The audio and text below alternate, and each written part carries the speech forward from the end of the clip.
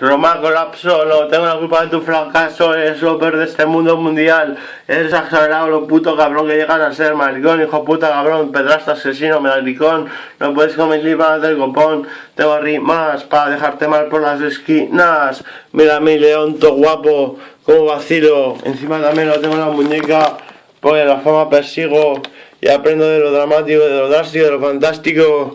Así estoy yo, que soy auténtico. Y ahora he visto mis sellacos en algún otro vídeo.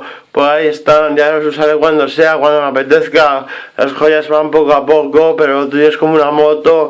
Vas tan acelerado en el mundo del pasote, que eres más feo que pegarle a un padre con un calcetín usado. ¿Qué pasa? Vas de pollas algo de esmirfao. Eres un puto fracasado, eres un hijo puta pedrasta. Me fallaré a tu padre mientras que lo ve tu hermana y dice basta. Encima gritaré su nombre para que todo el mundo se entere y lo vea. Que tu padre es un come almohadas. Ya verás como tu madre a la vez se bajará las bragas.